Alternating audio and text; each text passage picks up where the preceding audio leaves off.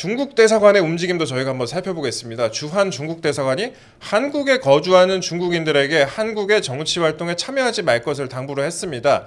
이게 중국인이 탄핵 찬성 집회에 참여했다는 내용의 영상이나 사진 같은 게 다수 올라오기도 했는데요. 네. 예. 네, 그렇습니다. 그 당연하게 너무너무 당연한 건데요. 외국인이 어느 나라에 가지고 정치 활동에 참여한 거는 모든 나라에서 금지합니다. 그걸 하면은 간첩으로 바로 체포하거나 형사처벌 받을 수 있습니다. 네. 그런데 이번에 중국에서 어떻게 했냐면요.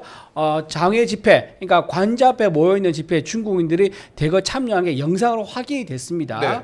중국어로 구호를 외치는 사람이 있거나 아니면 중국어로 핸드폰으로 탄핵을 검색하거나 또는 말을 이제 걸었는데 중국어로 대답을 하면서 자리를 피하는 모습 보이거나 네. 또 실제로는요 지난달 서울 남터령에 트랙터 시위가 있었죠. 그렇죠. 예. 이 트랙터 시위에 어떤 사람이 올라옵니다. 그러면서 네. 뭐라냐면 본인은 이중 국적자로 하고 밝히면서 올라왔는데 무슨 말을 하냐, 나는 중국인입니다 라고 하면서 또 얘기를 해요. 예. 그러면서 중국인이 이렇게 정권 타도 운동에 참여를 해가지고 유세장에 올라와서 마이크 잡는 거, 이런 게 현실입니다. 예. 그런데 중국 대사관에서 뭐라고 하냐면 한국에 있는 중국인들은 한국의 정치 관련 집회에 참여하지 마라 공지를 올려. 이게 무슨 말이냐, 거꾸로 얘기하면 이미 참여를 하고 있으니까 그걸 인정한 꼴이 돼버린 겁니다. 예. 네, 그런 상황이라서 이거는 굉장히 내정 간섭이라 볼 수 있는 거고, 오히려 이게 정치적으로뿐만 아니라 외교적으로도 굉장히 문제가 될 수 있다 말씀드립니다. 일각에서는 뭐 괜히 중국 탓한다 이런 분들도 있긴 한데, 근데 중국 대사관이 직접 이렇게 입장을 밝혔으니까 이거는 뭐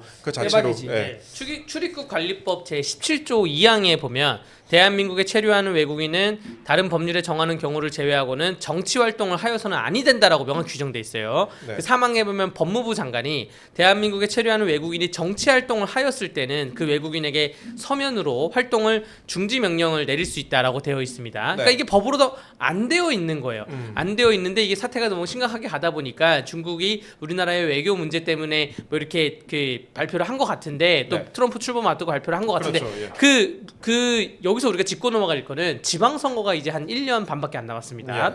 지방선거에 중국인들이 투표권을 갖고 있어요. 예. 요거 사실 한동훈 대표가 법무부 장관 시절에 이거 드라이브를 강력하게 걸면서 있다가 법무부 장관 나와서 그 정치 활동을 한 것인데, 네. 요거 우리가 지금 탄핵 뭐 정국이고 계엄 정국이고 막 시국이 어지럽게 돌아가더라도 할 건 해야 돼요. 정치적으로. 정치인들이나 국회나 혹은 정부에서 할 건 해야 되기 때문에 이거 법령 검토가 어떻게 되어 있는지, 예. 당장 1년 후에 지방선거부터 이 중국인들 혹은 중국인 기타 다른 외국인들이 투표를 못하게 해야 됩니다. 네. 우리는 중국 가서 투표를 안 하는데 중국이 여기서 투표를 왜 합니까? 또 우리는 중국 가서 부동산 못 사는데 중국인들은 여기서 부동산을 왜 사냐고요. 상호주의에 어긋나는 거죠. 네. 중국이 이제 인구가 많지 않습니까? 세계에서 가장 인구가 많은 나라 중 하나인데, 우리나라 인구 전체를 합해도요 중국에 있는 성 하나보다 적습니다. 반도 안 되는 경우가 되게 많아요. 그런데 중국에서 만약에 작정을 하고 많은 중국인들을 한국에 보내서 정치적 메시지를 내거나 정치에 활동하거나 또는 우리나라 땅을 다 사버리거나 이렇게 돼버리면요 우리나라 통으로 중국에 넘어가거나 종속될 수가 현실적으로 일어날 수가 있습니다. 쎄쎄하고 살면 되죠. 뭐. 네네. 또 트럼프 2기 말씀하셨으니까 그 중국으로서는 신경이 쓰일 수밖에 없는 게 그 트럼프 2기 행정부가 곧 출범을 하지 않습니까? 네. 이제 다음 주 20일이면은 출범을 하는데 트럼프 당선인이 이제 중국에 대해서 견제하고 비판적인 태도를 취하고 있는데, 이런 부분에 대해서는 이제 어떻게 저희가 해석을 해야 될까요? 당연하죠. 지금 이제 미국에서는 이제 보아라고 이제 미 국무부 산하에 있는 관영 방송인데 거기서 얘기를 했지 않습니까? VOA 보이스 오브 아메리카. 예. 거기서 얘기한 게 뭐냐면은 만약에 이재명 정부가 들어서고 미군 철수하라 그러면 우리는 철수하겠다. 그리고 다시는 돌아오지 않는다라고 얘기를 했습니다. 그리고 지금 우리나라가요 미국과의 관계 속에서 어느 정도 이 경제적 이익을 보고 있냐면, 역대 우리나라 건국 이래 1948년 건국 이래 지금 가장 많은 대미 수출을 기록했습니다. 그게 작년입니다. 그래서 그 덕분에 우리나라 수출 규모가 전 세계 8위에서 6위로 올라간 상황입니다. 그런데 그런 미국 시장을 버리고 중국으로 돌아선다. 지금 전 세계가요 중국과 러시아, 북한 이 세 개 정도 국가만 블록을 형성돼 있고 나머지는 그 이외의 여지팝입니다. 네. 그 자유시장과 민주주의 체제에서 움직여서 경제하는 게 훨씬 국가적 이익이에요. 그런데 지금 이런 사회주의, 공산주의, 일당 정당 체제의 어떤 시스템과 같이 일어난다는 것은 스스로 우리가 가지고 있는 기득권과 어떤 경제 이익을 포기한 건 다름없는 굉장히 위험하다.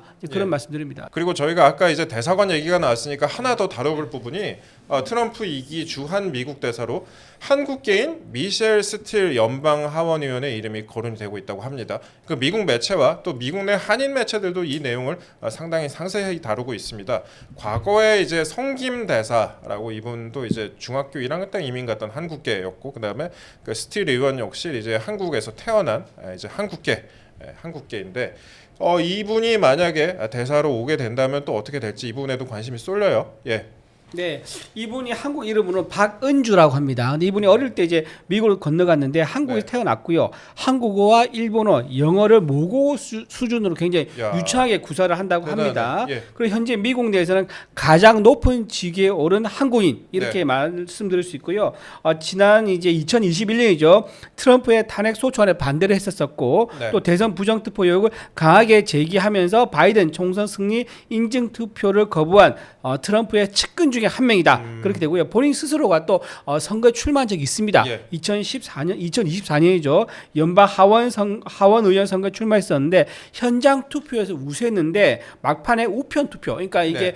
밖에서 보는 거주자 외 이제 투표죠. 거기에서 역전당해서 부정 투표 의혹을 본인이 직접 제기하기도 했었고 본인이 여기에 관심도 많았다고 합니다. 예. 어쨌든 그분께서 이제 우리 주한 미국 대사로 지금 현재 내정이 됐고 악을행망을 좀 기다리는 그런 단계가 될 것 같습니다. 아마 이제 이번 주 중에 결정이 날 것 같은데요. 일단 뭐 지금 이 미셸 스틸 의원 같은 경우에는 트럼프 당선인과도 굉장히 사이가 밀접하다고 알려져 있고 뭐 트럼프 당선인이 미국 애국자인 그녀를 전적으로 지지한다 이런 얘기도 한 바가 있고요. 그다음에 우리나라 정치 지도자들하고도 밀접한 관계를 맺고 있다고 해요. 그래서 앞으로 또 주한 미국 대사에 또 어떤 사람이 와가지고 또 우리나라 정치권과 또 어떤 관계를 맺을지에도 한번 관심을 가져볼 필요가 있을 것 같습니다.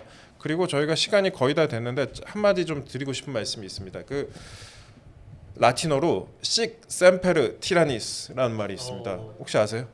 이게 뭐 스파르타 이런 것만 아시는 거 아니에요? 이게 라틴어인데 폭군은 언제나 이렇게 되리라라는 의미라고 합니다. 이게 그런데 이게 미국의 버지니아주 워싱턴 옆에 버지니아주 깃발에 담긴 문구입니다.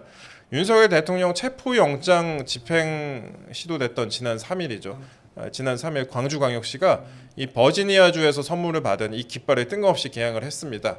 강기정 시장이 윤 대통령을 폭군이라고 비난을 하면서 깃발에 쓰인 문구가 의미심장하다. 권력을 남용하는 자는 반드시 파멸에 이르게 된다는 것은 동서고금의 진리다라고 했습니다. 뭐 시장도 사람이니까 사람은 어떤 생각을 하는지 뭐 그의 자유죠. 정치적인 자유가 있으니까. 그런데 그 뜻은 제대로 좀 알고 뭘 했으면 하는 그런 생각을 갖고 있습니다. 이게 로마 시대부터 있었던 이 문구는요. 1861년에 남북 전쟁 당시에 미국 남북 전쟁 당시에 버지니아주가 노예 해방에 나선 링컨 대통령과 연방 정부를 비난하면서 남부 연합에 합류할 때 그때 깃발에 새긴 문구입니다. 즉 노예제에 찬성한 버지니아가 노예 해방에 나선 자들의 폭군으로 몰아간 겁니다. 링컨 대통령 암살범도 범행 직후에 이 문구를 외치기도 했습니다.